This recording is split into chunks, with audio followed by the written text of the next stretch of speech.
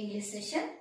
In our first English session, we have completed Visitors at Dulyatal part 1. So, from there we are continuing today. Here, Tinku and her father, they are at the bus stop of Dulyatal. They are waiting for their aunts, that is Moni Mashi and Nutupishi. As it is raining, they are with few extra shawls and umbrellas for their aunts also. And Tinku was very happy. She was eagerly, means excitedly. She is eagerly waiting for the aunts to come because they were very good at telling stories. And that too, Moni Mashi, she used to tell very enchanting stories. Enchanting means very attractive and pleasing, or we may call us interesting also. So, Tinku enjoyed the company of Moni Mashi and Nutupishi, and Nutupishi was also a good photographer also. As they were waiting, a bus arrives.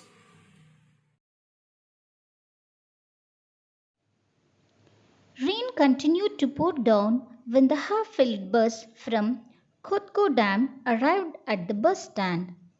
Tinku jumped up and down eagerly. She was very fond of both her aunts. Moni Mashi told her the most enchanting stories when she visited her in Calcutta, and Nutupishi was great fun to be with and quite a good photographer. But they did not seem to be among the passengers.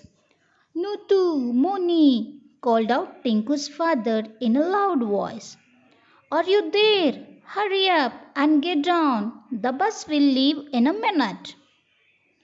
Two huddled figures, almost buried under cardigans, overcoats, and shawls, crawled out of the bus. What monstrous weather, said Moni Mashi in a feeble voice. It's freezing, said Nutupishi. Really, Dada, I don't know why you asked us here at this time of the year. It always rains in the hills. You will soon get used to it. Everyone does, said Tinku's father, taking the bags from their hands. Tinku, cried Moni Mashi, catching sight of her. Why did you come out in this rain? And where's the taxi? Asked Nutupishi, looking around. Tinku burst out laughing. We can't go to our house by taxi. Nutupishi, the path's too narrow. A rickshaw then? Asked Moni Mashi. I'm afraid you will have to walk, said Tinku's father, laughing at the look on their faces. It's not far. Here, get into these raincoats and take these umbrellas.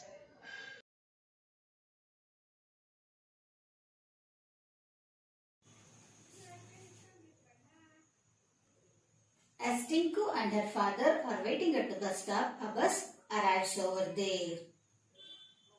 And in the beginning, they could not find any persons getting down from the bus. Then, Tinku's father shouts in a loud voice, Moni, Nutu, get down soon.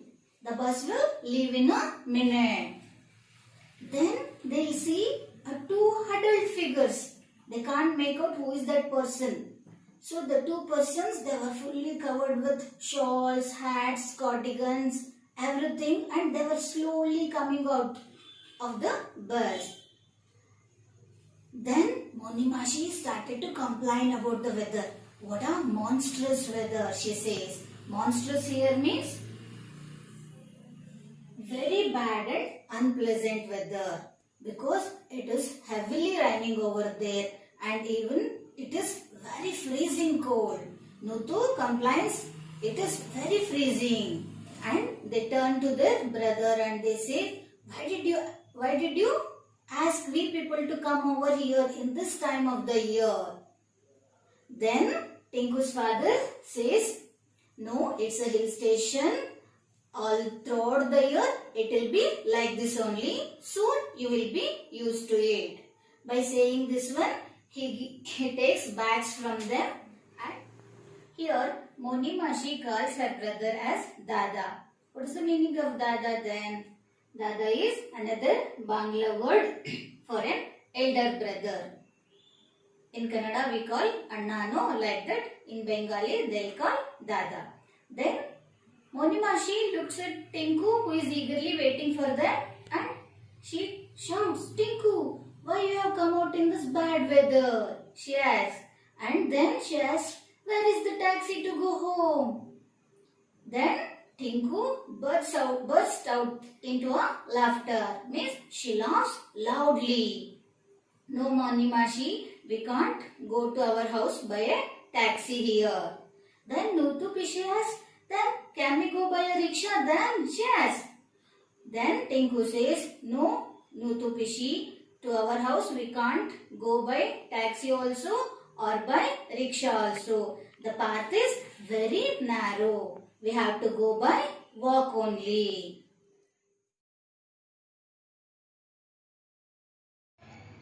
Walk all the way to your house? Cried Nutupishi. And I don't see any road, said Munimashi. There it is, said Tinku, pointing to the narrow track leading down to their house. Munimashi said, I can't go down that path.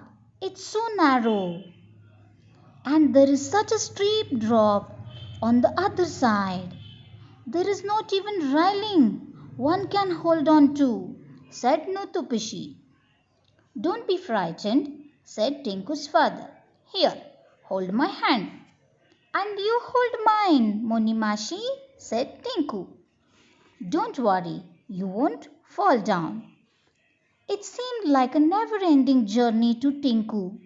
Both her aunts were so scared of the narrow path that they took ages to cover the short distance. Thank God, we have reached the house, said Munimashi with a shudder as they neared the gate. I'm not going to step out until it's time to leave. I don't think I want to either, stated Nutupishi. There is nothing to see except dripping trees and dark bushes. I don't think we'll get to see the snow range at all. Oh yes, you will, when it is bright and sunny, said Tinku in a comforting voice. Here we are, said Tinku's father, opening the gate. Her mother was already at the door to welcome them. Soon after they had their tea, Monimashi and Nutupishi dived under the quilts and blankets with a hot water bottle each. Nutupishi and Monimashi, they were frightened and even afraid to go by walk in that narrow road, that too without any railings to hold. Then Monimashi holds her brother's hand and Nutupishi holds Tinku's hand, and they go slowly towards their house in that narrow path, and they will take a very long time. Tinku says that they took ages, means so much long time to reach the house. Actually here Monimashi and Nutupishi, they have come to the hill station for the first time to enjoy the beauty of the place Dulyatal.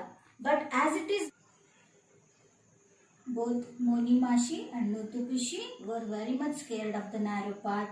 They hold the hands of their brother and Tinku, and they walked slowly in the narrow path.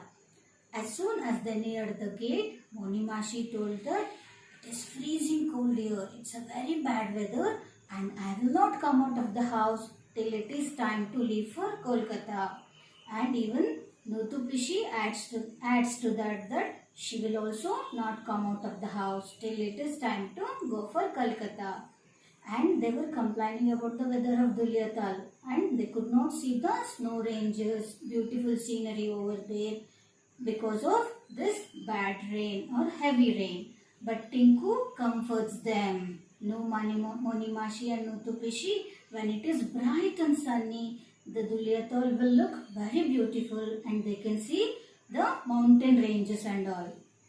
While this time they neared the gate of the house, and Tinku's mother was ready to welcome them. They went inside the house. They drank a hot tea. After drinking the tea, they jumped into the bed because they were feeling very much cold. They wore quilts on them, means thick bed sheets. They wore on them. With them, they took hot water bottles also. As it was cold outside, they wanted to be in a comforting situation. No, they took hot water bottles and they went to bed. But when they opened their eyes the next morning, the whole place was filled with sunlight. The sloping garden was full of colors. The snow range beyond the garden shone golden in the sun. The dark hills in the distance had silver trickles falling down into the green plains below. Oh, how beautiful! Cried Monimashi and Notupishi together. I told you so, said Tinku, joining in the laughter that followed. But as they opened their eyes in the next morning, there was a surprise for them. The rain has stopped and sun is shining in the sky. Immediately, Nutu, Moni and Tinku comes out of the house to the balcony and they can see the beautiful weather over there. Sun is shining in the sky. They can make out the snow ranges, the beautiful gardens and the greenery. The Dulyatal was looking very beautiful and the small waterfalls falling over there. They are looking like silvery trickles over here and there, and they were very much happy with the scenery by looking at the scenery of Dulyatal, and they started laughing and they started enjoying the beautiful weather of Dulyatal. Thank you, children.